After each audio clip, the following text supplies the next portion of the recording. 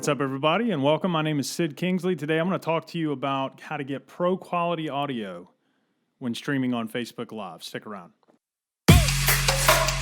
Yeah.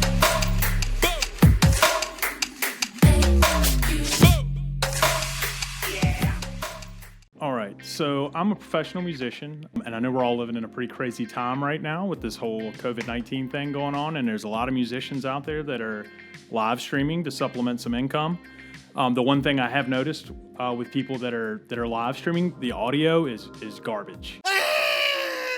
And if your audio is garbage, then nobody's going to want to listen. They're not going to want to tune in. I mean, they will maybe if they're your friends or your family, but if you're trying to get people that have never heard your music before, if they're just scrolling through and they see this and they hear this terrible audio, no matter how good the picture looks, the picture can look as good as it wants to. If the audio is crap, then nobody's going to want to listen to it. So this is how I do it. It's not necessarily the only way to do it. I've seen a lot of people use the iRig, which seems to work well if you're using a phone. I happen to be using a computer and a audio interface, and this is the way that I found that works. So what I've got set up, this could also be for anything. You could use this for, trumpets, saxophone. It doesn't matter. Whatever you want to plug into an audio interface that goes USB to your computer, you can do it. Right now I have 2 condenser mics on the back of the piano, and then this condenser mic here for the vocals.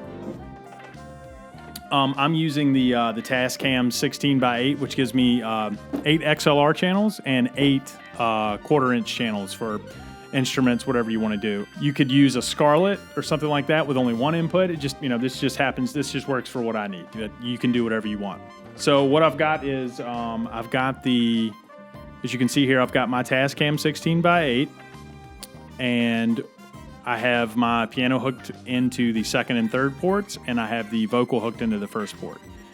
And what I've found is that if I use the headphone out port, I use first of all, a headphone splitter. I'm using an 1/8 inch to 1/8 inch cable going from the headphone splitter into the back of my iMac, into the line input. So your computer may or may not have a line input.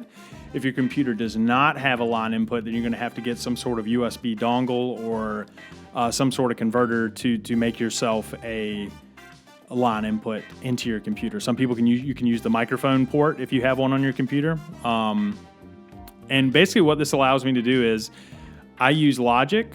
You can use whatever DAW you want to. I use Logic. That way when I have on my headphones, my Sony's here, I can listen to real-time effects. So if I want reverb or whatever I want to put on there, I can listen to it and it'll play right through my headphones. I can monitor my sound, and then I can edit the sound if I wanted to later. I can record it. But for Facebook Live, basically I open up Facebook Live. I choose line input for my microphone.